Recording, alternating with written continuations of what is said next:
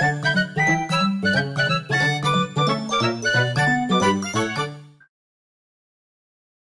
parents, bonjour!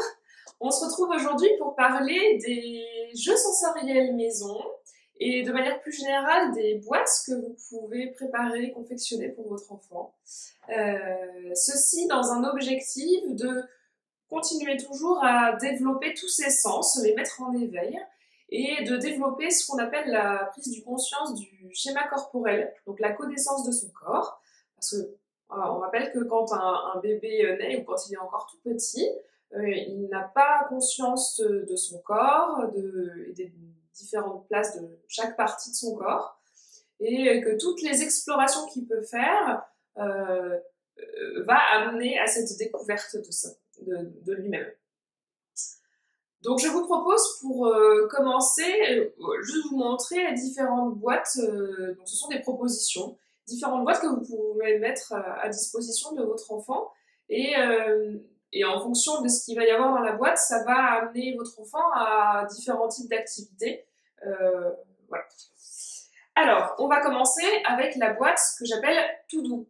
Tout doux parce que dedans, on n'y met que des choses toutes douces, en tout cas qui sont un peu signe de réconfort. Voilà. Alors, si vous avez suivi la vidéo de la semaine dernière où je vous parlais des différentes manières d'aménager l'espace pour vos enfants, on avait parlé d'un espace cocooning, un espace un peu de repos qui peut investir dans les temps avant les repas ou avant les siestes ou après les siestes. Voilà, des moments de calme. Et je trouve que la boîte Tout doux, elle s'y prête bien parce que du coup, bah voilà, vous pouvez y amener des petits jeux de détente tout en étant en interaction avec lui, mais voilà, dans un moment un peu calme. Donc, je vous montre moi ce que j'ai mis dans la mienne. Ce sont que des propositions, évidemment. Alors, on n'hésite pas à varier les textures, les couleurs, mais en essayant voilà, de garder toujours la douceur. Donc, par exemple, des petites marmottes toutes douces, une petite marionnette toute douce, différents tissus de toutes les couleurs, de toutes les matières. Ça peut être des paires de chaussettes aussi. Alors, vraiment, on n'hésite pas à aller voir dans toute la maison, voir qu'est-ce qui peut servir. En sachant que, en plus, plus l'enfant va grandir, plus il va adorer jouer avec ce que nous, on utilise au quotidien. Donc, double bénéfice. Voilà. Et ce qui peut être sympa, c'est les plumes. Voilà, et par exemple, pourquoi pas lui concocter un petit temps de massage ou en tout cas de stimulation sensorielle, voilà, où c'est vous qui utilisez les plumes. Oui, parce que, attention, à mettre à la bouche, c'est peut-être pas top. Voilà pour la boîte Tout doux. Voilà, donc à présent, je vais vous parler des boîtes à balles. L'intérêt de la boîte à balles, ça va être d'amener un jeu un peu différent à votre enfant. Alors, bien sûr, il pourra toujours être dans une découverte sensorielle, surtout si la couleur de la balle est d'une couleur attractive ou d'une forme attractive. Mais ça va aussi venir travailler un peu tout ce qui est notion d'interaction. Vous pouvez tout à fait, quand votre enfant est plus grand, voilà, commencer à être dans un vrai jeu de dialogue en envoyant, en se faisant passer la balle à chacun. Voilà, donc tout comme la boîte Tout doux, on n'hésite pas à varier la grosseur de la balle, le volume, les couleurs et puis les matières.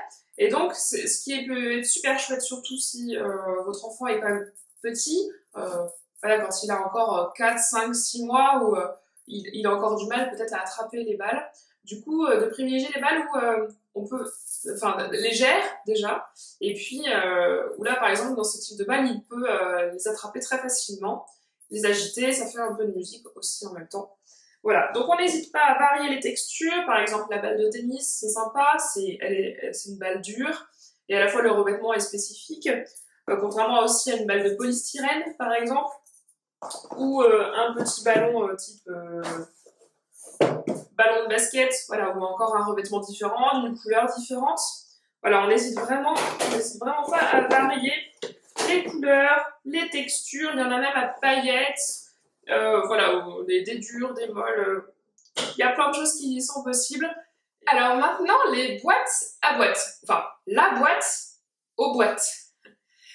L'intérêt de ces boîtes, c'est quand l'enfant commence à grandir autour de 9-10 mois, peut-être que vous avez remarqué qu'il commence à adorer vider tout ce qui peut vider, donc tous les contenants, et continuer à explorer les objets. Voilà. Donc plus ça va aller, plus votre enfant va continuer d'être dans ces jeux-là, et donc il va adorer, voilà, vider, remplir, revider, re-remplir. Donc l'idée c'est de venir lui proposer différents types de contenants, de tailles différentes, de textures différentes, toujours, de formes différentes, pour voilà, qu'ils viennent explorer tout ça. Déjà dans un premier temps. Donc voilà, de la même manière, on n'hésite pas à recycler tous les objets de la maison. Moi par exemple j'ai pris une boîte de lait. Voilà, c'est comme des petits gobelets, les pots de yaourt, enfin vraiment là, on fait ce qu'on veut. Et ce qui peut être super chouette après, si vous avez la possibilité, ça peut être vraiment de lui proposer un instant patouille avec, si vous avez quelques graines de semoule ou un peu de farine ou je sais pas, des pâtes ou en tout cas quelque chose qui peut transvaser, vider, reprendre. Et en même temps, là, on est vraiment dans une vraie stimulation sensorielle qui est super importante et eux qui adorent quand on commence à être dans les âges de 9, 10, 11, 12 mois et puis bien au-delà encore après, ça se poursuit. Et bien voilà, privilégier ces temps de stimulation sensorielle avec tout ce qui vous passe sous la main. Voilà. Ok, donc pour finir, les bouteilles sensorielles maison que vous pouvez fabriquer vous-même. Alors vous allez voir, c'est pas bien compliqué. Moi j'ai pris des flacons de voyage. En fait, pour mettre habituellement les gels douche là. Donc voilà. Petit flacon de voyage en plastique. On évite le verre, surtout vraiment le plastique parce que c'est plus léger et c'est pas dangereux pour bébé. Et dans lequel on va pouvoir venir mettre différents liquides. Alors, là, j'ai commencé par les flacons liquides plus visuels, du coup. Donc, vous pouvez y mettre, par exemple, un mélange de liquide vaisselle et d'eau. Ça va venir mousser un petit peu, ça va être sympa. Et pourquoi pas y rajouter un peu de colorant alimentaire. Et puis, tout ce qui vous passe sous la main. Là, par exemple, moi, j'y ai mis des petits pompons poilus, avec de différentes couleurs, et puis j'ai rajouté des petites perles. Du coup, il y a le mélange et visuel et sonore. Voilà, c'est assez rigolo. Et puis, il y a la mousse du liquide vaisselle. Vous pouvez aussi très bien faire un mélange liquide vaisselle avec de la glycérine. Parce que du coup, ça va créer deux surfaces différentes l'une sur l'autre, qui ne vont pas se mélanger.